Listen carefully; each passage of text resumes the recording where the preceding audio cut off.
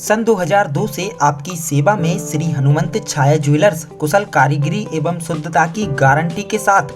पता याद रखें, मेडिकल कॉलेज के आगे, तिली रोड, सागर, मध्य प्रदेश।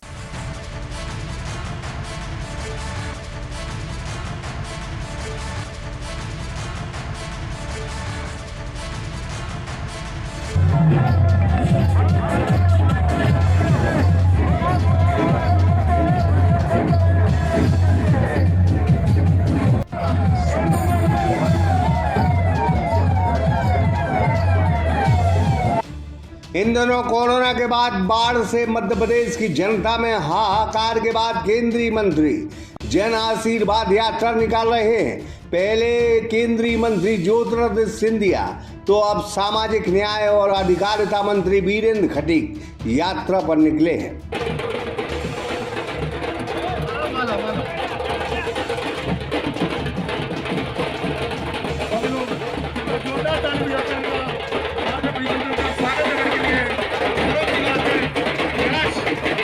मध्य प्रदेश के सागर से कुछ तस्वीरें हैं जहां जमकर इस नेता का स्वागत हुआ।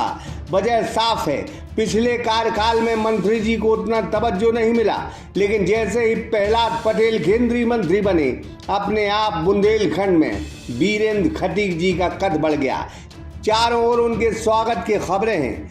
तमाम विधायकों के साथ मंत्री भूपेंद्र सिंह और गोविंद सिंह ने उनकी अगुवाई की। सागर में भारतीय जनता पार्टी के कार्यकर्ता और नेताओं में होड़ लगी है। सोचा क्यों ना आज मोहब्बत से केंद्रीय मंत्री को लूट लिया जाए। वैसे वीरेंद्र खटीक सादगी वाले नेता हैं, मीडिया से परहेज करते हैं, वो काम में विश्वास करते हैं, दिखावा कम करते हैं।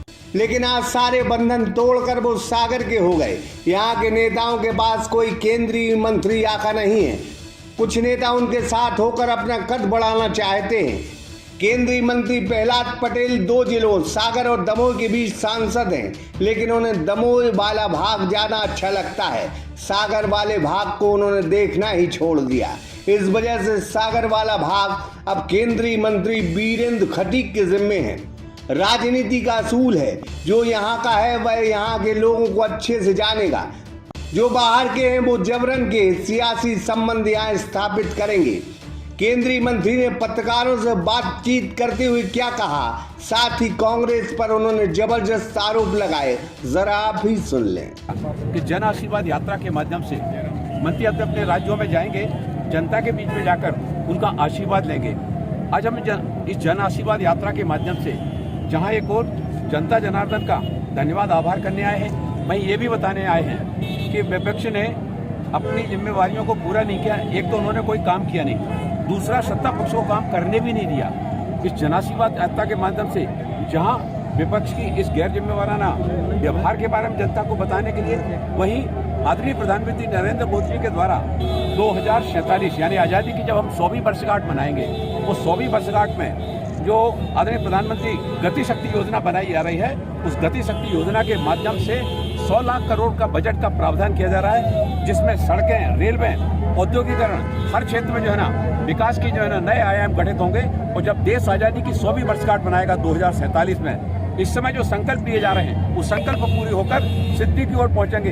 जो भी प्रधानमंत्री उस समय देश में प्रधानमंत्री होंगे, उन जिन सिद्धियों का वो वर्णन करेंगे, वो सारी की सारी सिद्धियां आज जो संकल्प लिया जा रहा है उन संकल्पों की पूर्णता होगी। ये सारी बातें भी हम जनता को बताने के लिए आ जा रहे हैं। अब दमोह के सांसद प्रहलाद पटेल केंद्रीय मंत्री दमोह के होंगे, जबकि आधे से ज्यादा बुंदेलखंड के नेता अपने नेता के रूप में वीरेंद्र खटीक को देखेंगे। इस स्वागत से तो यही कहा जा सकता है, बहुत अरसे के बाद प्रदेश की राजनीति में मोदी के खास होने के बावजूद वीरेंद्र जी हाशिए पर थे, लेकिन अब उभर कर वो सामने आए हैं। अब बुंदेलखंड में इस नेता का जबरदस्त सिक्का चलने वाला है, क्योंकि कुछ तस्वीरें तो यही बयां कर रही हैं। आदर्श दुबे के साथ वसीम कुरैशी, सागर एक्सप्रेस न्यूज सागर। सागर एक्सप्रेस न्यूज की वीडियो अगर आप YouTube पे देख रहे हैं तो उसे सब्सक्राइब कीजिए, और अगर यही वीडियो आप Facebook पे देख रहे हैं तो उन्हें लाइक कीजिए, और अगर आप कमेंट लिखना चाहते तो कमेंट भी लिखिए। और आपका दिन शुभ हो, मंगलमय हो, यही हम ईश्वर से प्रार्थना करते हैं। नमस्कार।